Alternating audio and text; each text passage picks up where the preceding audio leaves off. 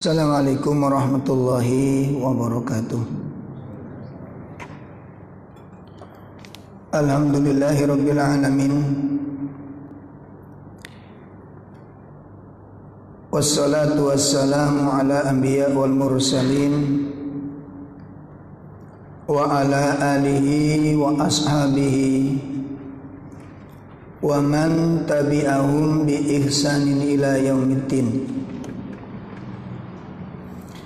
Asyhadu an la ilaha illallah wahdahu la syarika lah wa asyhadu anna Muhammadan abduhu wa rasuluh. Ya ayyuhalladzina amanu taqullaha haqqa tuqatih wa la tamutunna illa wa antum muslimun. Ya ayyuhalladzina amanu taqullaha wa qulu qawlan sadida yuslih lakum a'malakum wa yaghfir lakum dhunubakum wa man yuti'illaha wa rasulahu faqad faza fawzan 'azima. Amma ba'd. Fa inna asdaqal hadits kitabullah wa khairal hadi hadi Muhammadin sallallahu alaihi wasallam wa syarrul umur muhdatsatuha wa kullu muhdatsatin bid'ah wa kullu bid'atin dhalalah wa kullu dhalalatin finnar. Ikhwatul iman rahimani wa rahimakumullah. Pertama, mari kita bersyukur kepada Allah Subhanahu wa taala yang telah memberikan kepada kita berbagai macam kenikmatan, memenuhi kebutuhan-kebutuhan kita. Allah Subhanahu wa taala menjelaskan, wa atakum min kulli ma sa'altumu. Ya, wa atakum, dan Allah telah memberikan kepada kalian min kulli ma sa'altum, semua dari apa yang kalian minta. Ya, dari apa yang kalian butuhkan. Subhanallah. Jadi segala kebutuhan manusia itu sudah diberikan oleh Allah Ta'ala kepada kita semuanya. Oleh karenanya wajib atas kita semuanya untuk bersyukur dan menampakkan nikmat Allah ini. Ya, menampakkan nikmat Allah Subhanahu wa taala dengan cara memperbagus kualitas ibadah. Jadi rasa syukur yang benar sebagaimana yang telah dicontohkan oleh Nabi sallallahu alaihi wasallam adalah dengan cara memperbagus kualitas ibadah. Ikhwatul iman rahimani wa rahimakumullah, menindaklanjuti pembahasan dari kitab Muqawimat Adaiyah An-Najih tentang pilar-pilar tegaknya dakwah atau jalan untuk bisa meraih kesuksesan di dalam dakwah. Pembahasan bab yang kedua, mabahas ar-rabi', pembahasan yang keempat. Bab kedua, poin keempat, tentang darajatul hikmah, derajat hikmah. Al-hikmatul amaliyah, hikmah amaliyah, laha talatun darajat, memiliki 3 derajat. Dan sudah kami sampaikan pada pertemuan-pertemuan sebelumnya bahwa hikmah ini memiliki kedudukan yang sangat tinggi di dalam dakwah ini.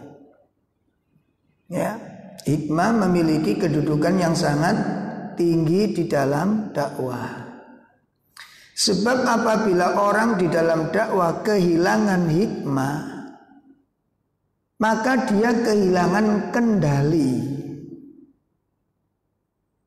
Orang kalau berdakwah, baik itu dakwah ijtimaiyah maupun dakwah fardiyah, baik dakwah secara ijtimaiyah kolektif, dakwah secara serempak secara bersama-sama maupun dakwah secara individu, apabila tidak memiliki kendali, tidak ada pengekang, ya, apabila tidak ada hikmah, maka tidak ada pengendalinya.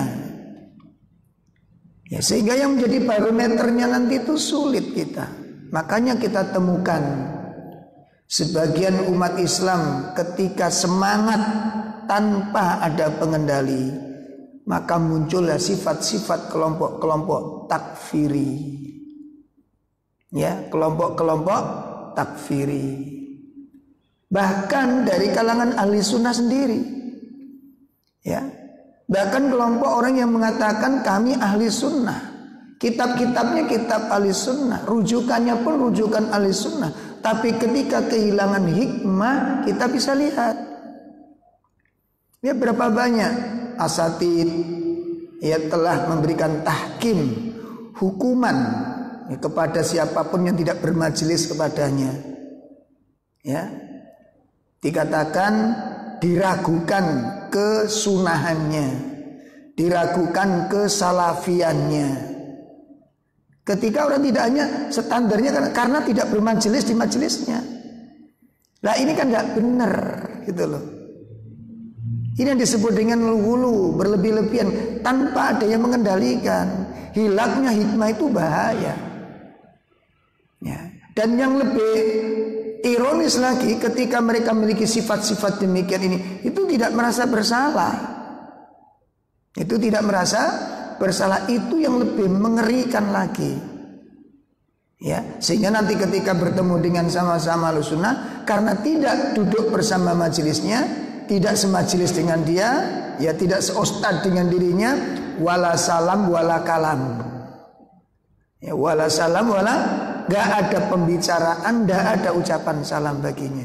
Nah ini kan mengerikan ikhwah. Ya, makanya hikmah ini masya Allah dibutuhkan. Makanya para nabi, para rasul alaihi wassalatu wassalam ya menyandingkan hikmah itu di dalam dakwah, karena ini memang perintah dari Allah Subhanahu wa ta'ala. Nah, jadi kalau orang sudah kehilangan hikmah, kalau semangat kebablasan gitu. Nah kalau lembut juga kebablasan. Ya, saking lembutnya orang-orang kafir pun nggak boleh dikatakan kafir gitu. Lihat kan? Orang-orang kafir pun tidak boleh dikatakan kafir karena saking lembutnya sampai kebablasan. Makanya para ulama mengatakan apabila dakwah lepas daripada hikmah, apabila keras itu menjadi takfiri, apabila lembut ini menjadi orang-orang yang liberal. Dan itu semuanya keluar daripada sunnah. Keluar daripada sunnah. Nah, ikhwatul iman rahimani wa rahimakumullah, maka malam ini kita akan mempelajari bersama-sama tentang derajat-derajat hikmah. Nah, hikmah itu dijelaskan di sini ada 3 derajat. Ada 3 derajat. Apa saja derajat-derajat hikmah ini? Yang pertama, ad-darajatul ula, derajat yang pertama, anta tiya kulla syai'in haqqahu wa la tu'atiyahu haddahu wa la tu'ajjiluhu an waqtihi wa la tu'akhiruhu anhu. Ya. Jadi derajat yang pertama itu adalah engkau memberikan sesuatu sesuai dengan haknya. Engkau memberikan sesuatu sesuai dengan haknya. Wala tu'addi haddahu, dan tidak melampaui batas-batasnya. Tidak melampaui batas. Wala tu'ajjilhu an waqtihi, dan tidak menyegerakan dari waktunya. Tidak menyegerakan dari waktunya. Wala tu'akhiruhu anhu, dan juga tidak mengakhirkan darinya, menunda-nunda. Nah, ini yang namanya hikmah. Derajat yang pertama, ya, engkau memberikan sesuatu sesuai dengan haknya. Jadi ibarat kalau orang menanam pohon itu, Pak, apabila benih itu sudah ditanam, maka kalau waktunya nyirami itu ada aturan mainnya. Waktunya nyirami sore, ya sore disirami. Takarannya berapa siraman itu? Berapa timba air untuk menyirami ini? Sesuai dengan takaran yang ada, sesuai dengan kebutuhan yang ada. Nih. Ya. Dan tidak mendahulukan, tidak melampaui batas, tidak bersegera. Ketika musim sudah berbuah, maka tidak dia tergesa-gesa untuk memanennya. Ya, tidak tergesa-gesa untuk memanennya sebelum masa matangnya. Itu kalau kita bicara tentang apa? Menanam pohon. Maka di dalam dakwah ini pun juga demikian. Seperti halnya kita punya anak SMA, ya, SD, TK. Ada kadangkala kita ini yang namanya orang tua, ya, kadangkala kita ini sebagai namanya orang tua itu tidak bisa membedakan tahapan-tahapan di dalam mengajarkan ilmu dan syariat kepada anak. Maunya kita itu walaupun anak kecil, coba kalau kita punya anak kecil, subuh sudah bangun, ya, kemudian ikut sholat subuh berjamaah. Nah, kalau itu kemudian kita dibiasakan kepada, itu luar biasa. Dan itu sebuah kebanggaan bagi kita semua. Tapi yang namanya anak itu kan nggak bisa dituntut setiap hari seperti itu. Makanya ada kalimat alimu auladakum, ajarkan kepada anakmu. Ya, untuk sholat. Lah yang namanya ajarkan, yang namanya pelajaran, ngajari, jelas hasil yang diterima pun belum sempurna. Ya, coba ketika anak kita latih belajar sholat, ya, yang kadang-kadang yang namanya kecil kan nggak ada tuntutan sholat jamaah di masjid, akhirnya sholat di rumah. Sholat, yang namanya anak kecil itu cepat selesai, senang itu. Makanya sholatnya roboh gedang. Kita orang tua bilang ulangi lagi, nggak sah. Gitu. Iya, itu sampai ulangi 10 ya gak sah terus sampai si cilik. Nah kita lupa ini tahap untuk belajar. Ya, tahap untuk belajar. Makanya di sini ada derajat. Masya Allah, ini sangat penting sekali di sini. Ya, pada derajat yang pertama ini. Jadi memberikan sesuatu sesuai dengan hak. Ya, sesuai dengan haknya, kebutuhannya kayak apa. Tidak boleh kita melampaui batas di dalam memberikan materi, di dalam memberikan penjelasan, di dalam memberikan apa? Pelajaran-pelajaran yang kita berikan kepadanya, ya. Dan kita tidak boleh tergesa-gesa dari waktunya. Pada pertemuan sebelumnya kita sudah jelaskan salah satu ujian di dalam dakwah, ya, itu yang disebutkan di dalam kitab ini. Nanti ketika kita menjelaskan tentang bab sabar itu disebutkan di sana, ya, kenapa di dalam dakwah itu kok kita butuh kesabaran. Ya, sangat dibutuhkan dan itu wajib.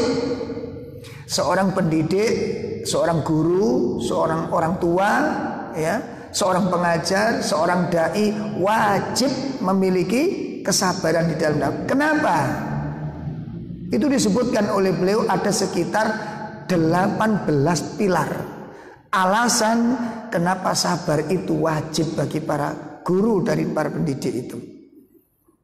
Nah, diantaranya apa? Diantaranya beliau mengatakan, innal ibtila'a fid da'wati ilallahi ta'ala la budda min. Masya Allah. Kenapa kita dibutuhkan kesabaran? Karena sesungguhnya ujian di dalam dakwah itu, ya, ujian di dalam dakwah menuju mengajak manusia kepada Allah Subhanahu wa taala itu la budda min. Napa la budda min itu, Pak? Suatu keniscayaan. Satu keniscayaan artinya apa? Pasti akan ada ujiannya, model apapun yang kita bentuk. Coba perindah dakwah kita, percantik ibadah cara dakwah kita, perhalus cara dakwah kita, tetap ujian itu tidak bisa lepas daripada dakwah ini. Selamat minal adha, dari gangguan di dalam dakwah ini. Kalau ada seseorang yang selamat dari gangguan di dalam dakwah ini, la salima Rasulullah sallallahu alaihi wasallam. Tentu orang yang paling selamat daripada gangguan itu siapa? Rasulullah sallallahu alaihi wasallam. Tapi ternyata Rasulullah selamat apa enggak? Enggak. Kurang cantik bagaimana? Kurang hikmah bagaimana? Ya? Makanya nanti ada sebagian ucapan, lawangannya ini wongi keras ngono sapa gelem didakwahi. Sing alus pun kalau orang sudah gak senang dengan kebenarannya tetap ditolak. Jadi paham ya? Jadi nanti kalau orang dakwah di masyarakat gak diterima di masyarakat, itu belum tentu orangnya kasar, belum tentu orangnya akhlaknya buruk. Rasulullah SAW itu seburuk apa akhlaknya? Ya, kurang secantik apa? Toh demikian rupa beliau tidak pernah mendapatkan piagam penghargaan karena saking bijaksananya. Lain dengan zaman sekarang. Ya, ada ulama mendapat piagam penghargaan dari orang-orang kafir karena isok ngomong gitu. Nah, terus Nabi apa gak ngomong toh? Ya, siapa yang paling bijaksana dibandingkan dengan Rasulullah SAW? Siapa coba?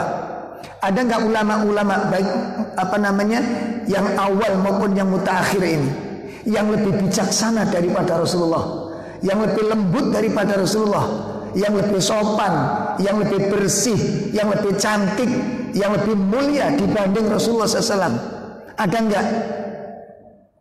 Ya, ini harus diperhatikan. Makanya kita harus memahami pemahaman yang benar. Makanya kenapa kesabaran itu diwajibkan bagi para dai.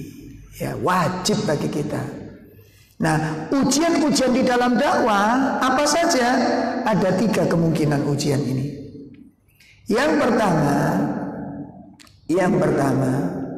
ya, adalah berpalingnya manusia dari dakwah yang disampaikan. Ya, iradun nas an dakwatika, berpalingnya manusia dari dakwah yang kamu sampaikan. Nih ditolak. Ini dakwah macam apapun, Pak. Dakwah kepada keluarga. Antum merasakan ini.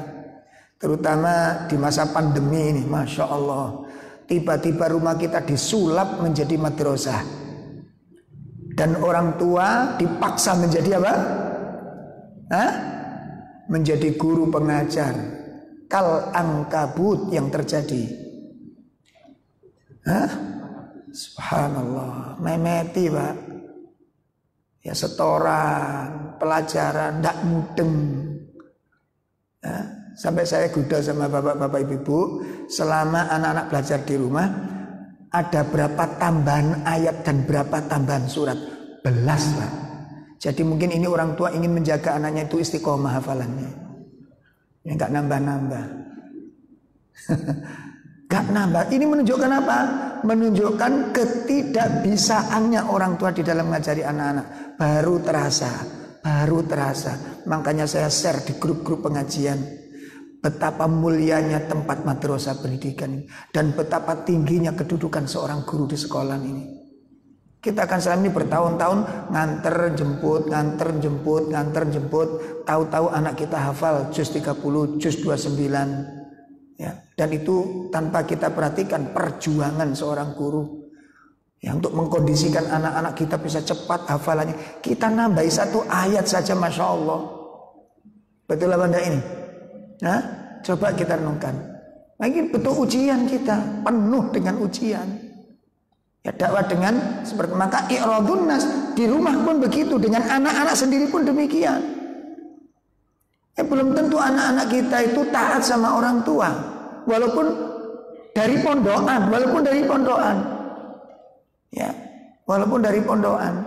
Karena kalau sing ngajari wong tuane iku mesti dipendeli itu, Pak. Ya, mungkin antum sama ini nasibnya ini. Ya, ini yang pertama ujiannya. Yang kedua apa? Yang kedua adalah al-adha minan nasi qaulan wa fi'lan. Ya. Gangguan dari manusia baik perkataan maupun perbuatan. Nah, ini gangguannya, ujian di dalam dakwah begitu. Makanya sekarang kalau nggak usah heran-heran kalau ada orang nyeletuk ucapan-ucapannya menyakitkan, dan itu pasti ada, selalu ada. Antum aja lihat aja nanti. Muncul seorang tokoh mengatakan musuh terbesar Pancasila itu adalah agama. Lah greget nih tahu ya. Nah ini kan membenturkan, membuat keruh umat, membuat perpecahan umat ini, membuat pertikaian pada umat. Masya Allah, muncul lagi, apalagi ya, macam. Dan itu kalimat-kalimat yang menyakitkan, dan itu sudah dijelaskan oleh Allah di dalam Al-Quran. Ya, sebagaimana Allah sebutkan di dalam surat Al-Imran ayat 186. Surat Al-Imran ayat 186. Latublawunna fi amwalikum wa anfusikum wa latasma'unna minal ladzina utul kitaba min qablikum wa minal ladzina asyraku adan katsiran wa in tasbiru wa tattaqu fa inna dzalika min azmil umur. Sungguh kata Allah, kami akan benar-benar memberikan ujian satu di dalam masalah hartamu. Kamu diuji oleh Allah melalui harta. Bisa jadi kebanyakan, akhirnya kita repot, terfitnah, lalai. Bisa jadi kekurangan. Jadi ujian harta itu bukan cuma miskin, bukan cuma kita di PHK. Jenengan diangkat derajatnya itu ujian dari Allah, sehingga nanti banyak orang yang kerjanya kemudian naik pangkat, derajatnya tinggi, nggak pernah sholat jamaah, nggak pernah ikut taklim. Bukankah ini fitnah? Hah? Bukankah ini ujian dari Allah Subhanahu wa taala? Jadi jangan dikira yang ujian berupa harta itu berupa kemiskinan saja. Kekayaan itu bagian ujian. Sehingga banyak orang-orang kalau sudah kaya, ya, lalai dari segala-galanya. Lalai masa lalunya, lalai dengan orang-orang miskin, lalai dari tempat yang sebenarnya. Nah ini. Kemudian wa anfusikum, dan kami uji kamu. Kami uji kamu dengan diri-diri kalian, tubuh kalian. Mungkin melalui sakit, bahkan ketika kamu diberi kesehatan. Ya, wala tasma'unna, dan sungguh benar-benar kamu akan mendengarkan. Perhatikan ayat ini. Kamu akan benar-benar mendengarkan dari orang-orang yang diberi kitab sebelummu dan orang-orang yang menyekutukan Allah. Ini baik di luar agama maupun di dalam agama. Apa? Adan katsira, sesuatu yang menyakitkan hati. Maka ini ujian-ujian yang luar biasa. Ujian-ujian yang luar biasa. Makanya butuh kesabaran. Butuh kesabaran. Insyaallah. Kemudian yang ketiga, gangguannya apa? Ujian yang ketiga bagi seorang dai, ujian yang ketiga adalah istibta'an nasr wal farj. Terburu-buru untuk mendapatkan kemenangan, terburu-buru untuk mendapatkan hasil. Makanya kalau orang itu punya sifat istijal di dalam dakwah, ini sangat bahaya, Pak. Suami didik istri nggak sabar, cerai. ganti istri baru. Ya nggak sabar lagi, ganti lagi. Memangnya antum mau nikah berapa kali? Nggak cocok, nggak bisa dinasihati. Berapa lama antum menasihati ini? Dan antum dulu ketemunya di mana? Kan itu perlu diruntut, ikhwah. Ada ikhwah itu yang ngeluh karena istrinya sulit dikendalikan, ngeyel saja. Saya tanya, antum dulu kenalnya di mana? Pas di kolam renang. Nah, ini kolam renang. Ya, aja disalahno teman-teman kan. Ya kan? Kan diruntut dulu asbabun apa? Apa? Asbabun nuzulnya itu ketemunya di mana, terus itu orang gimana, terus kamu tertarik, kamu pilih dulu tuh kenapa? Sudah istikharah apa belum? Nah ini perlu dijelaskan nanti ya. Kalau istikharah itu ya sudah tertarik terlebih dahulu, istikharahnya gandel ketertarikannya ikhwah. Ya, atau mungkin bisa jadi dulu sama-sama ndak ngertinya. Tiba-tiba salah satu dari pasangan itu mendapat hidayah. Ini pasti problem. Dan antum butuh kesabaran. Wong dulu berangkatnya sama-sama gak ngerti. Itu kan banyak ini. Ya dalam perjalanan si suami dapat hidayah, istri belum. Ini butuh perjuangan yang luar biasa. Atau sebaliknya istri mendapat hidayah, suami belum, butuh kesabaran yang luar biasa. Lah biasanya kita ini kalau udah begitu inginnya, begitu kita sampaikan mak gedebuk berubah gitu loh. Makanya kadang-kadang kita kurang telaten. Ya, ini ujian-ujian dari sabar. Makanya hikmah akan mendampingi perkara tersebut.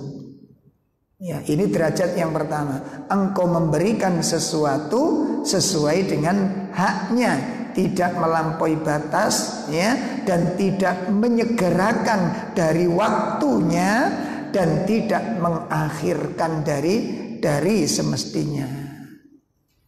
Ini derajat yang pertama. Ya. Kemudian yang kedua, derajat yang kedua, ma'rifatu adlallahi fi wa'idihi wa ihsanihi fi wa'dihi wa adalahu fi ahkamihi syar'iyyah wal kauniyah al jariyatu 'alal khalaik. Yang kedua, derajat yang kedua dari hikmah ini adalah mengetahui,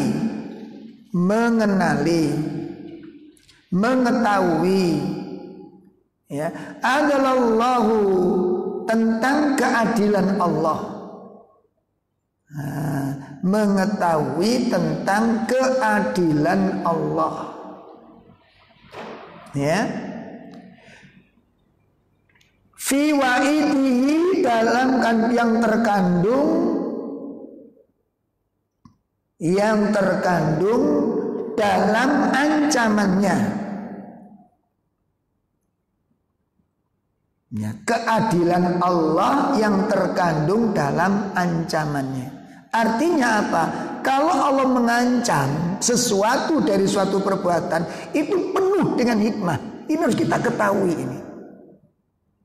Ya, ancaman Allah terhadap suatu perbuatan, ya, kalau orang berbuat begini ada ancamannya begini, kan begitu biasanya. Dosa ini akibatnya seperti riba. Wong cuma riba saja kok begini. Allah memberikan ancaman itu sudah sejalan, berarti perbuatan ini sangat buruk sekali di mata Allah itu. Gitu. Ya, ini wa ihsanihi fi wa'dihi, ya, dan mengetahui tentang kebaikan Allah fi wa'dihi, dan yang terkandung di dalam janjinya.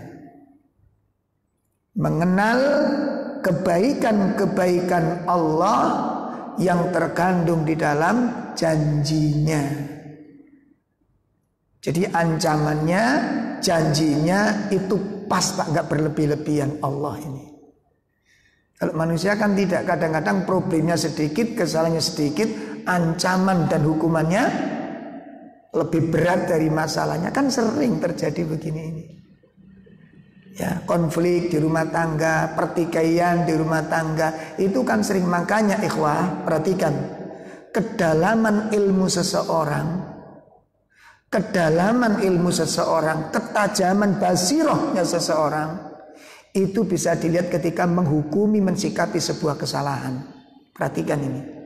Ini yang sering terjadi, carut marutnya di dalam jamaah itu. Benturan terjadi di antara jamaah, gesekan terjadi. Ternyata masalahnya sangat sederhana. Ini menunjukkan apa?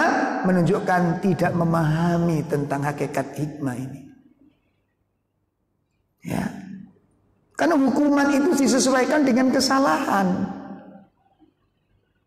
Sekarang kalau masalahnya sederhana, sepele, pantas nggak dihukumi dengan hukuman yang keras? Pantas nggak?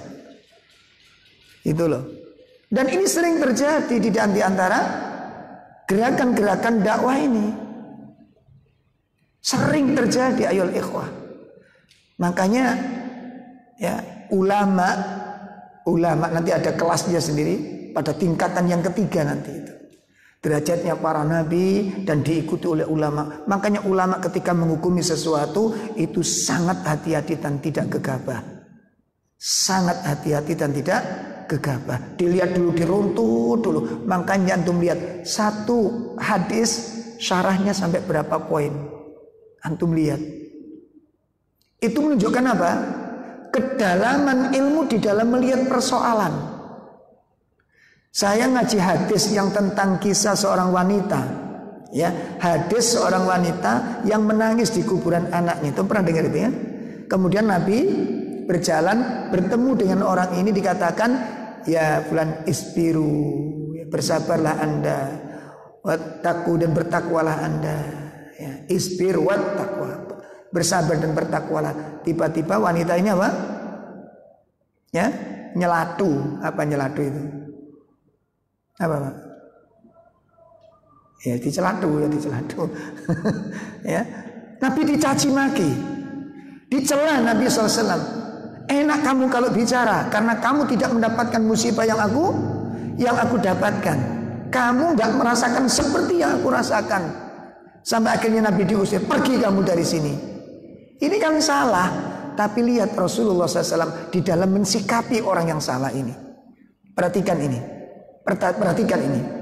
Ya, kedalaman ilmu seseorang itu bisa dilihat bagaimana ketika orang itu mensikapi sebuah kesalahan. Yang sering gagalnya para thalabul ilmu di zaman sekarang itu di sini letaknya. Di sini letaknya. Tidak bisa mensikapi kesalahan orang. Ya, salah sedikit tahdir, salah sedikit hajar. Mudah sekali kita mentahdir orang, mudah sekali kita menghajar orang itu. Ya, barok. Mudah sekali kita mengusir orang itu. Bahkan sekarang kayak perusahaan dikeluarkan dari ahli sunnah. Memang sepak bola bagaimana? Terjadi apa enggak ini? Terjadi di dalam kajian-kajian ahli sunnah yang tentunya ini mencoreng kemuliaan dakwah sunnah. Ya, coba pelajari. Makanya di dalam kitab ini ayol ikhwah nanti dibeberkan oleh syekh penulis muallif ini banyak sekali contoh-contoh bagaimana Nabi mensikapi kesalahan seseorang. Dan kita sekarang kesalahan dikit, apalagi kalau beda majelis, sudah nggak dapat ampun, sudah tidak ada tobat, tidak ada istighfar, sudah. Ya, benar terjadi ini. Dan saya melihat di majelis-majelis kita, coba ketika ada masalah sedikit, ada problem sedikit, kalimat-kalimat yang keluar melebihi masalahnya. Dan ini menunjukkan apa? Menunjukkan ilmu tidak ada di dalam hatinya. Perhatikan ini. Ilmu tidak ada di dalam hatinya. Mana ilmunya kok nggak dipakai menghukumi sesuatu? Mana kedalaman ilmunya? Makanya ketika saya mengkaji, ya dulu di waktu mengkaji kitab Riyadhus Shalihin masih belum memahami tentang sunnah-sunnah ini. Ya hadis itu intinya hadis ini nggak boleh nangisi dan harus sabar, harus itu. Udah selesai. Ternyata begitu kita buka syarah yang namanya Bahjatun Nadhirin, saya saling mengungkapkan Ya, mensarah hadis ini tadi, ya, ada orang nangisi anaknya yang meninggal di kuburan itu, di kuburan anaknya yang baru saja meninggal. Apa pelajaran yang bisa petik? Luar biasa, luas sekali. Ini menunjukkan apa? Kedalaman ilmunya mencerna sesuatu itu. Ya, kedalaman ilmunya mencerna sesuatu sehingga satu kasus dikupas begitu luas, dilihat dari segala sisinya. Ini menunjukkan kedalaman basirohnya. Ya, sampai kemudian ada nasihat-nasihat yang di situ dimasukkan apa? Pertama, Nabi SAW selalu menegakkan nasihat dimanapun berada. Ya, dimanapun berada, Nabi selalu menyampaikan nasihat. Dan ketika Nabi berjalan, tetap nasihat, ada wasiat ketakwaan disampaikan. Ya. Terus yang kedua apa? Kesabaran yang dipuji oleh Allah, kesabaran yang dimuliakan Allah itu adalah kesabaran pada awal terjadinya peristiwa. Nah, makanya karena wanita ini ketika dinasihati sabar nggak mau, jarak beberapa hari setelah diberitahu yang memberi nasihat Anda itu Nabi gitu. Begitu bertu Nabi dia baru sabar gitu loh. Jadi kalau sabar itu sudah melebihi beberapa waktu, itu biasa, semua orang bisa. Kesabaran yang dipuji oleh Allah itu kesabaran kapan? Inda sodamatil ula, pada saat terjadinya peristiwa. Nah ini ayol ikhwah. Nah jadi derajat apa tadi? Hikmah yang kedua, mengenal tentang apa? Mengetahui tentang keadilan Allah Subhanahu wa taala yang terkandung di dalam ancamannya, mengetahui tentang kebaikan-kebaikan Allah yang terkandung di dalam janji-janjinya, wa'adalahu fi ahkami syar'iyyah wal kauniyah, dan mengetahui tentang keadilan Allah yang terkandung di dalam hukum-hukum syar'inya dan hukum-hukum peristiwanya, al-jariyatu alal khalaik, yang berlaku bagi seluruh makhluk. Jadi keadilan Allah itu di dalam hukum itu ada dua. Yang pertama hukum syar'i, yang kedua adalah hukum kauniyah. Hukum kauniyah. Hukum kauniyah itu Allah menghukumi dengan sebuah peristiwa. Ya, dihukumi dengan sebuah peristiwa, diadili dengan sebuah peristiwa. Makanya ada hadis yang menjelaskan kalau ada suatu negeri atau seseorang yang mendapatkan azab yang bertubi-tubi, bertumpuk-tumpuk, ya, siksaan-siksaan yang Allah berikan, itu biasanya dan pada umumnya sudah melampaui batas orangnya. Jadi tidak mungkin orang baru melakukan dosa kemudian langsung diazab oleh Allah, itu tidak mungkin. Pasti sudah berkali-kali. Kalau kita tahunya, loh dia itu orangnya baik loh, berarti yang tersembunyi dia melakukan keburukan. Ya, nggak terang-terangan dia. Karena nggak mungkin Allah menyiksa kalau hambanya baru melakukan dosa langsung diazab oleh Allah, itu tidak pernah dilakukan oleh Allah dan tidak pernah Allah menghukumi seperti itu. Ya, Allah pasti memberikan kesempatan untuk bertaubat, kesempatan untuk memperbaiki diri. Jadi kalau kemudian diberi azab yang bertubi-tubi, itu berarti sudah melampaui batas. Nah, ini yang derajat yang kedua. Allah Subhanahu wa taala menjelaskan di dalam surat An-Nisa ayat yang ke-40, ya, surat An-Nisa ayat yang ke-40, innallaha la yadhlimu misqala dzarratin, sesungguhnya Allah tidak mendolimi kalian walaupun seberat biji sawi. Wa in taku hasanatan yudha'ifa wa yu'ti min ladunhu ajran 'azima, dan jika engkau memiliki satu kebaikan, Allah lipat gandakan kebaikan itu, wa yu'ti min ladun ajran 'azima, dan kalian akan diberi dari sisi Allah pahala yang sangat besar. Bentuk dari kemurahan dan luasnya Allah Subhanahu wa taala. Wa kadzalika, oleh karena itu, ma'rifatu birrihi fi mun'ihi, ya, Oleh karena itu mengetahui tentang kebaikan-kebaikan Allah di dalam yang terkandung dalam larangan-larangannya. Ya, perhatikan, di dalam larangan Allah terkandung kebaikan-kebaikan yang banyak. Nah, ini yang perlu nanti dijelaskan supaya orang tidak salah kaprah di dalam menjelaskan Islam itu rahmatal lil alamin. Itu sering saya lihat spanduk-spanduk itu, ya. Bahkan di spanduk yang sangat besar sebuah kelompok mengatakan golongan kami adalah golongan yang berdakwah rahmatal lil alamin, tapi kenyataannya adalah tukang bubarkan pengajian gitu. Kok rahmatal lil alamin ini laknatul lil alamin kalau begini ini. Kalau rahmat itu diajak musyawarah mau, diajak duduk mau, ini nggak pakai duduk, nggak pakai musyawarah, bubar. Lu kami salah apa? Kalian golongan sesat. Sesatnya di mana? Nggak penting, lu ngono ya. Ini terjadi di negara kita ini. Ya, nggak masalah, insya Allah nggak masalah ya. Ini masalah umum soalnya, masalah umum. Ya, sing rumangsa ya mikiro kan gitu. Lah kan ini di beberapa tempat seperti kami waktu ada di Candi itu kerutuk dengan ratusan orang. Ini harus bubar. Loh, apanya masalah? Kalian terlarang, kalian golongan sesat. Sesatnya apa? Mari kita duduk, enggak perlu. Nah, terus masalahnya pokoknya bubar. Nah, kalau bubar kami masalahnya apa? Kalian golongan sesat. Lah ya tunjukkan kesesatan kami itu di mana? Enggak penting. Loh, itu. Lah ya repot. Dan itu dibenarkan. Diloloskan. Coba perbuatan semacam ini ikhwah, itu jauh cacat hukum sudah. Baik dari hukum agama maupun hukum negara. Salah orang seperti ini.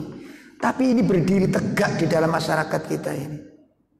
Makanya terjadi kerusakan yang tidak karu-karuan. Ya. Nah, coba kalau satu misal ada di sebuah perumahan atau satu keluarga, tiba-tiba suami bilang kepada istri, kamu tak cerai. Loh, kenapa? Kamu selingkuh. Loh mas, sampean bilang aku selingkuh itu, aku selingkuh dengan siapa? Tidak penting. Ya.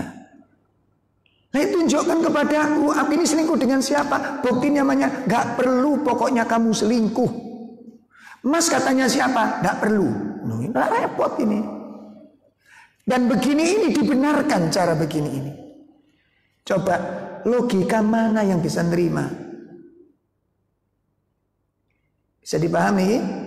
Nah, makanya ini ma'rifatu birrihi fi mun'ihi, mengetahui tentang larangan-larangan Allah, kebaikan-kebaikan Allah yang ada yang terkandung di dalam larangan. Maksudnya apa? Di dalam larangan-larangan Allah itu terkandung apa? Kebaikan-kebaikan. Allah melarang itu karena Allah tahu di dalam perbuatan tersebut mengandung mudarat.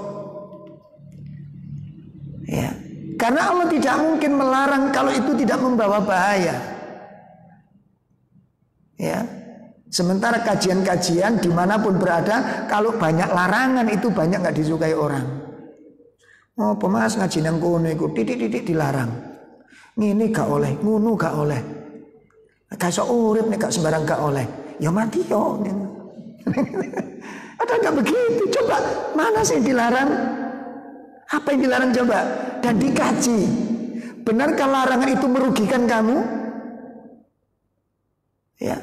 Lah mosok ngaji ning kono Pak, delok wong itu dilarang. Delok wong sapa sing mbok delok nek wong wedok dilarang. Kenapa? Atimu rusak. Ngoyo enggak Mas, tergantung munafik iki sampean. Mana ada laki-laki sehat melihat wanita cantik gak tergerak, sampai itu sakit berarti. Gak ada ceritanya ini. Makanya hukum dengan seneng itu beda. Wis jujur ya Pak, sampai ndelok wong wedok ya terbuka auratnya dengan kecantikannya, seneng apa enggak? Lho ngono lho. Nek nurut sawus, nek nurut sawat seneng apa enggak? Seneng. Tapi hukumnya gak oleh, makanya kita memalingkan diri walaupun agak sakit kan gitu. Hilangnya kenikmatan menikmati kecantikan seorang wanita.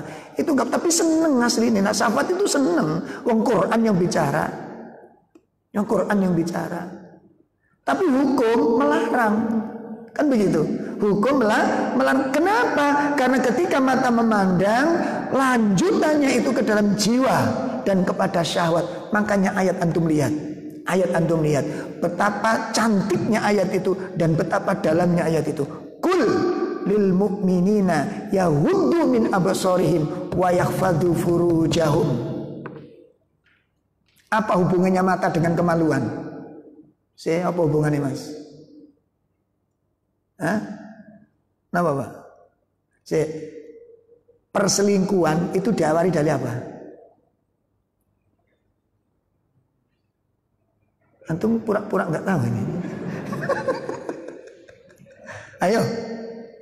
Perselingkuhan terjadi, perzinahan terjadi itu diawali dari apa? Ngeliat. Kenapa dia tertarik? Kan nggak mungkin orang berzina itu pokoknya kepada orang wedok dicantol, tarik kan gitu. Kan nggak mungkin. Karena tertarik. Dari mana dia tertarik? Memandang. Ya, yang masang kabel-kabel di dalam kita itu Allah. Adik pura-pura nggak masalah pegangan tangan wanita dengan bukan muhrim, nggak masalah. Sing penting hatinya wong iki loro jiwane, periksa. Tak mungkin laki-laki sehat nggak tertarik, nggak ada syahwat dengan wanita, nggak mungkin. Nggak usah munafik kita. Jelas ini? Nah, jadi kalau Allah melarang itu mengandung kebaikan. Wa innahu subhanahu wa ta'ala huwal jawadul ladzi la yanqusu khazainul infaq. Sesungguhnya Allah Subhanahu wa taala itu adalah Allah yang Maha Pemurah. Ya, yang Allah tidak mengurangi simpanan-simpanan rizkinya kepada manusia. Masya Allah. Nih, ikhwatul iman rahimani wa rahimakumullah. Jadi ini derajat yang keberapa tadi? Derajat yang kedua. Jadi di dalam larangannya Allah pun itu bagian kemurahan Allah. Kemaha pemurahan Allah, rahmat dari Allah. Makanya masuk rahmat itu larangan.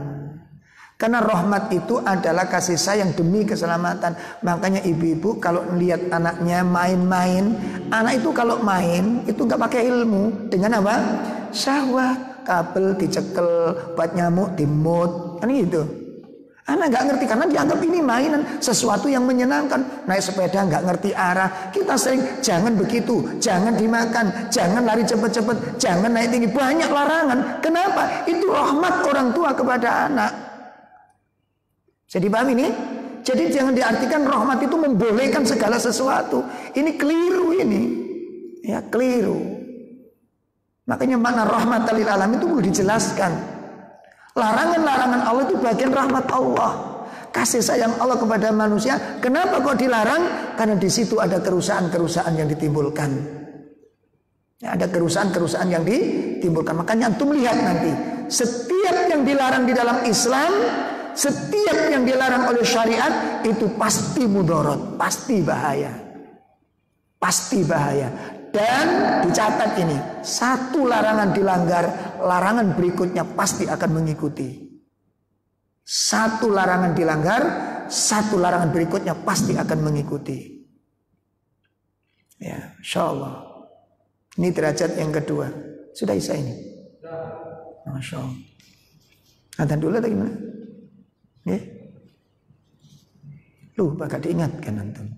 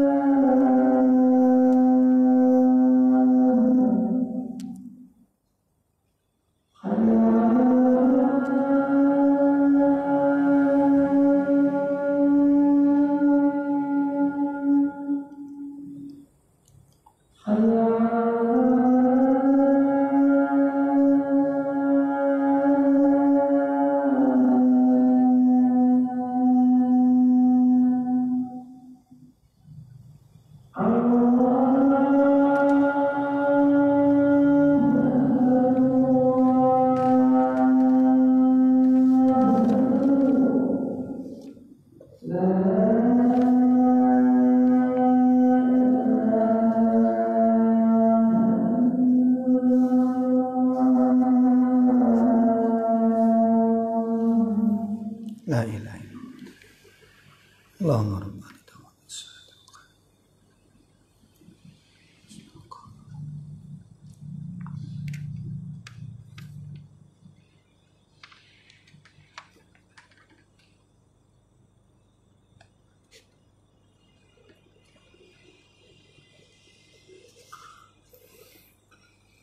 Alhamdulillah, kita lanjutkan satu poin, yakni derajat yang ketiga dari hikmah ini.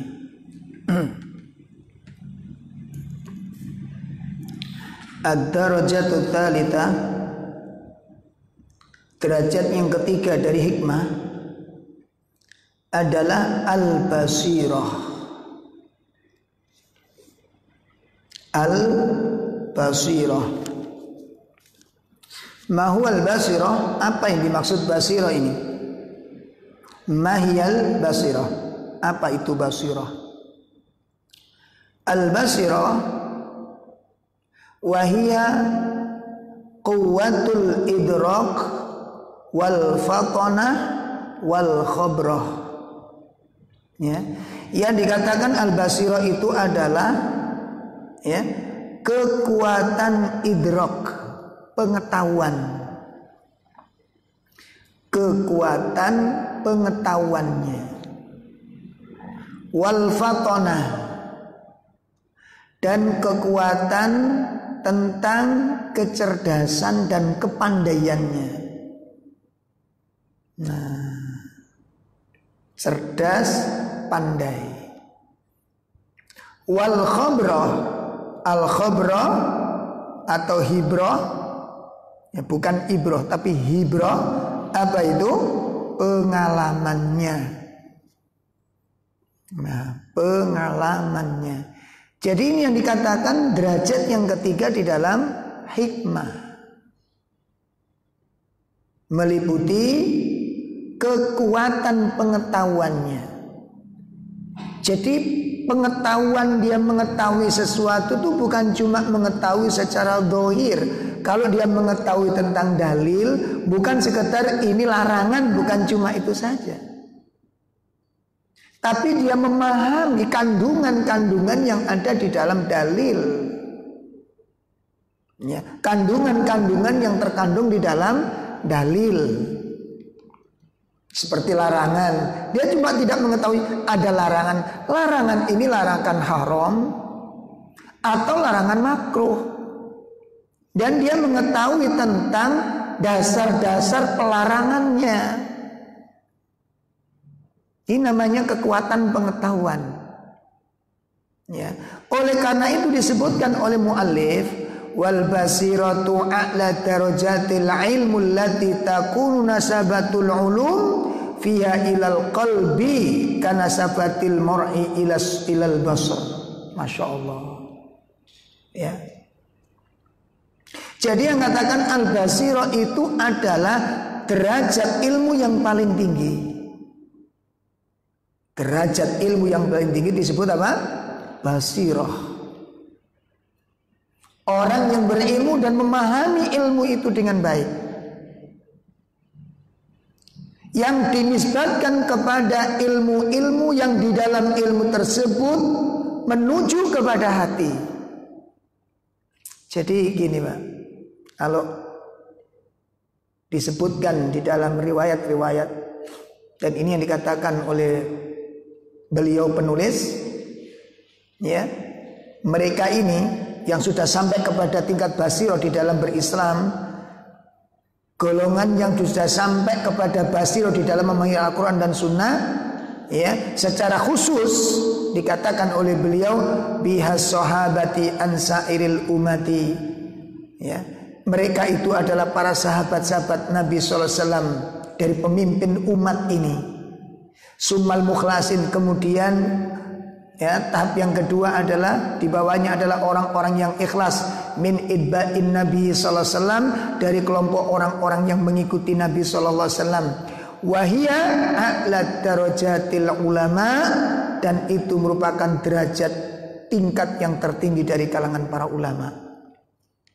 Nah, jadi ini bisa kita lihat ya, kalau para sahabat, para ulama melihat sesuatu itu pasti pikirannya berjalan dan hatinya mendapatkan pelajaran dari sesuatu yang dia lihat. Perhatikan, ketika melihat sesuatu, pikirannya berjalan dan hatinya mendapat pelajaran dari yang lihat. Sekarang begini, kalau kita melihat seekor burung hinggap di atas pohon terus makan di atas pohon, pelajaran apa yang bisa petik? Coba, pernah lihat burung nggak gitu? Berada di atas pohon, makan di situ, tidur di situ. Kira-kira renungannya apa? Nggak ada. Oh, burung ini dibedil kena gitu. Ya, atau kita ini kalau dijual kena. Pikirannya ke situ. Sahabat Abu Hurairah, Abu Bakar radhiyallahu anhu. Abu Bakar radhiyallahu anhu. Suatu saat melihat seekor burung melintas di atas kepalanya hinggap di pohon. Setelah itu pohon burung itu makan di situ dan ternyata berteduh di situ dan tidur di situ. Apa kata Abu Bakar? Tuba ya ta'irah. Ya berbahagialah engkau hai seekor burung. Ta'kulu tamarat. Engkau memakan buah-buahan di dalam pohon itu. Dan engkau berteduh di dalam daun-daun dan dahan-dahan pohon itu. Engkau makan dengan puas, engkau tidur dengan puas, dan engkau mengalami kebebasan di sana, dan kemudian kamu mati, selesai. Sedangkan aku makan, minum, setelah itu aku ditanyakan oleh Allah Subhanahu wa taala. Antum lihat cara pandang ini. Pernah nggak kita ngeliat burung terus mikir sampai tutup kuburan dulu? Pernah nggak Pak ya? Ya, Masya Allah. Ini yang dikatakan basirah. Melihat sesuatu, menembus sesuatu, seakan-akan kacamata itu melihat dengan kacamata kepalanya. Makanya kita nggak usah heran ketika ada seorang tabi'in, ya, sholat jenazah, begitu selesai sholat dia pingsan, membayangkan apa? Seandainya aku yang ada di tempat ini, seandainya aku yang disolati, berarti amal-amalku sudah terputus, ibadahku sudah terputus. Akhirnya saking tidak kuatnya rasa takut itu pingsan. Itu ngelihat jenazah. Ini katakan basirah, ikhwah. Ngelihat sesuatu mendapatkan sebuah pelajaran berharga. Ngelihat sesuatu mendapatkan nasihat-nasihat yang bermanfaat. Melihat sesuatu masuk ke dalam jiwanya. Ayat-ayat kauniyah ada di depan matanya. Ya, ayat-ayat kauniyah berada di depan matanya. Dan dia ditegur dengan teguran yang keras dengan ayat-ayat itu. Ada seorang ulama berjalan-jalan, melihat tukang pandai besi, berhenti sejenak melihat pandai besi itu. Begitu lihat besi itu dipanggang begitu panas, kemudian ditekuk-tekuk, dilekuk-lekuk, dia pingsan melihat besi ditekuk-tekuk seperti itu. Kenapa? Kalau besi yang sekuat itu dibakar dengan api yang ada di dunia bisa hancur seperti itu, bagaimana dengan tulang-tulangku ini? Dibakar di dalam nerakanya Allah Subhanahu wa taala. Ini yang dimaksud dengan basirah. Ya, kedalaman ilmu, kekuatan pengetahuan, kecerdasan di dalam memandang sesuatu, bukan cuma sekilas melihat. Seperti satu misal, ini maaf. Kalau kita ngelihat duduk di masjid itu terus ada kakek-kakek jual apa namanya? Tempat tidur, jual meja, jual lemari dipikul, ya. Antum lihat begitu ada teguran enggak? Ada nasihat enggak? Cuma kalau kita ngelihat, oh orang jual lemari, anak TK juga punya pikiran begitu, itu jual lemari. Apa yang terpikir oleh kita? Ini rumahnya jauh, dan jual seperti ini belum tentu laku dalam 3 hari. Sementara keluarganya di rumah pasti menantikan hasil penjualannya. Dari mana dia dapatkan? Mikir ke situ. Ini namanya basirah. Ini namanya kedalaman ilmu, ini namanya kekuatan pandangan. Melihat sesuatu tembus ke dalam hati karena kecerdasan, fatonah. Dan ini dimiliki oleh para nabi, para sahabat, dan diikuti orang-orang yang ikhlas dari kalangan para ulama. Dan kita belajar menuju ke sana nanti. Ya, belajar menuju ke sana. Ayo al-ikhwah rahimani wa rahimakumullah, ini derajat-derajat hikmah. Ada berapa tadi? Ada 3 derajat. Derajat yang pertama, engkau memberikan sesuatu sesuai dengan haknya tanpa melampaui batas dan tidak boleh tergesa-gesa ya menyegerakan sesuatu dari waktunya. Berarti di situ ada proses, ada tahapan-tahapan. Ngajar orang harus demikian. Dakwah harus demikian. Makanya nanti antum dihadapkan kalau satu misal yang bujang-bujang menikah, ya menikahi gadis yang sudah hijrah. Masalahnya kan orang tuanya belum tentu sudah hijrah. Betul apa enggak ini? Betul apa enggak? Nah, ini kira-kira gampang apa ibu? Siap-siap. Itu. Siap-siap. Dari mulai pernikahan, cocokan dino rasakno we. Ayo, ini disiapkan mentalnya makanya. Dan kalau sudah, oh enggak masalah, monggo silakan. Pernikahan lancar, setelahnya selesai urusan? Belum. Dan apa orang tua lepas tangan dengan acara anak? Tidak, selalu memantau. Begitu mengalami kehamilan, orang tua bilang, "Lole, iki lak wis petang wulan bat boyomu ngelang apa iki? Bobot iki gak mbok anu apa jenenge? Apa? Tingkepi." Ayo, ngomong apa sampean tadi? Moro tua lho. Terjadi apa enggak ini? Bisa terjadi apa enggak? Bisa. Harus disiapkan ilmunya, ikhwah. Harus disiapkan ilmunya. Ya, insyaallah. Masya Allah, ini penting sekali. Nah, kalau sudah jadi satu-satu rumah, ini yang berat. Mertua sudah gak sholat, sopone klenik, gending-gending, al-khudud, cangkruan. Yo, yang antum dahulukan yang mana? Ya, hijrah, no. Tinggalkan orang tua, selesai. PR bagi kita. Makanya kita nggak bisa. Antum sudah punya dalil, tapi kepake nggak dalil seperti itu kalau udah berhadapan dengan demikian. Maka dibutuhkan hikmah. Ada tahapan-tahapan. Makanya Ustaz Zainal Abidin ketika menceritakan ngajak orang tuanya sholat tuh masya Allah. Orang tuanya klenik. Yang orang tua dulu Pak. Di kampung yang notabene antum tahu sendirilah ya, mungkin orang tua kita juga demikian, dibesarkan bertahun-tahun demikian, berpuluh-puluh tahun demikian, dan tidak ada sedikit pun pencerahan kepada agama. Ya perkelenian, perdukunan, kesyirikan itu wis jadi kayak segojangan Pak. Ya bukan sesuatu yang salah itu menurut mereka. Kok belum tentu yang namanya gending-gending campur sari, ya. Kelentang-kelentung, dagelan, terus apa mana itu? Masya Allah tiap pagi, zikir pagi petangnya pakai itu loh. Loh ada ikhwan itu ngeluh, Ustaz saya itu enaknya gimana? Jadi sebelah sini senengan itu, aku gonggongan itu Pak, campur sarian. Sehingga ini senengannya dangdutan. Jadi anakku sampai apal jadi ngomong. Ya Allah, gimana ini bagaimana? Nah itu kalau itu dalam di luar rumah kita, kalau dalam rumah makanya dan tidak sholat, tidak sholat, sing didisik nih. Nah makanya antum lihat ya kepekaan dalam Al-Quran, amar ma'ruf, nahi mungkar. Mana yang dilakukan? Mana yang dilakukan? Nah, ngajak yang baik, yang wajib didahulukan. Ayo sholat, yang enggak sholat, sing nyanyi jarno sik. Kalau kita biasanya kalau dakwah kayak udah begini-begini yang didahulukan yang mana Pak ini? Hah? Jalani perintah dulu atau larangannya digasak dulu? Bid'ah ganyan, maksiat ganyan, bubar semua sudah. Karena kita nggak pakai marotibud dakwah, tidak pakai tahapan-tahapan di dalam dakwah. Ini penting buat kita semua. Ya. Mudah-mudahan sedikit ilmu yang bisa kita pelajari bersama-sama ini menjadi ilmu yang bermanfaat untuk kita semua.